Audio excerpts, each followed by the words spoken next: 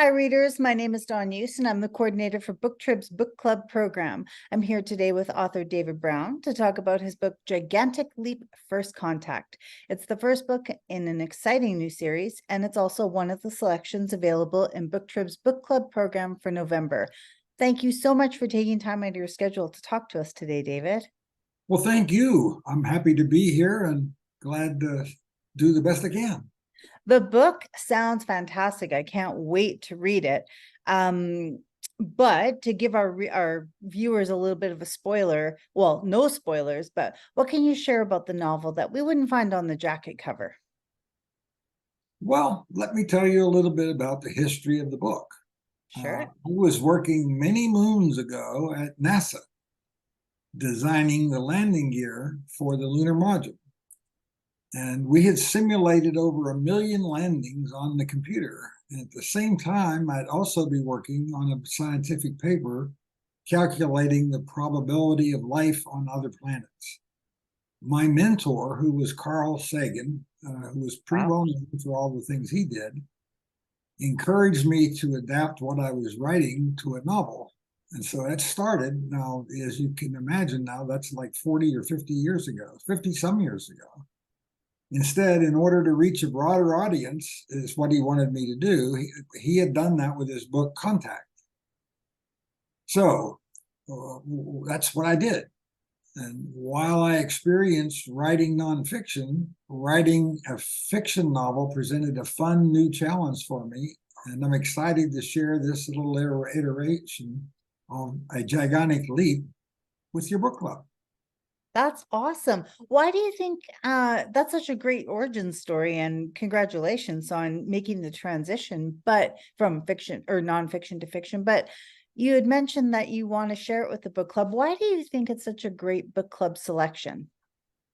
I think it's because the core question in the book is whether humanity can abandon violence. I mean, I think this question will really resonate with your book club readers, especially considering the violence that we see in our news today. And Yes. look, you and I both know we've been seeing it for thousands of years. We don't know that personally, but we know by our reading and what we've seen is we just can't seem to stop that. So I think when people hear about violence between neighbors, crime in their community, and countries going to war, you name it, that they ask themselves whether we can ever have an end to that. And people turn to violence as a solution, but violence has never been a solution. So I think readers will love the different reactions of the characters, starting with the Alien Federation's proposal for humanity. The Federation for aliens represents quite a conundrum. Some are mesmerized by our music and arts, and they see potential for humanity, thank God.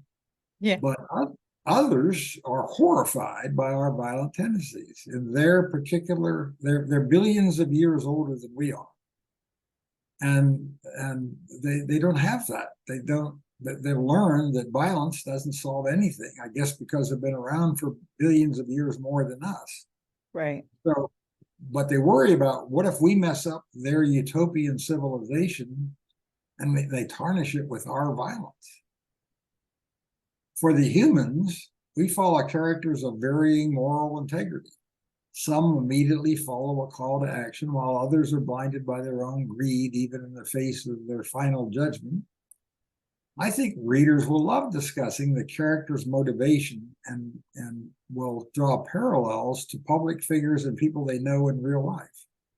But it's a Yeah. lot to talk about. There's a lot to talk about there. Obviously, some really good inherent themes. When you think of fiction, sometimes we don't think about some of those themes that can be woven in, but it sounds like you've done an excellent job of really tackling some relatable and important issues right now. Well, I guess that's just lucky. I don't mean that because obviously I wish that we didn't have these problems, and it's a terrible thing to have. But it's the truth. Yeah. It's the truth, and obviously, I guess it took me 20 years to come to the fact that to write the book, to get it written and finished and out there for you. Well, I, for one, am very much looking forward to reading it. We're going to veer off your book for our last question today. And I'm wondering what the best book that you've read, fiction or nonfiction, has been in the last year. Actually, I'm glad you asked because I just recently finished this book right here in my hand. Oh, And this is by Michio Kaku, and it's called Quantum Supremacy. And it's all about various methods of computing, mainly quantum computing. yeah. And it has all kinds of uses that Kaku put in this book. I mean, I got the book and I read it. And one of the first things it mentioned was the fact that we could do quantum medicine and significantly improve.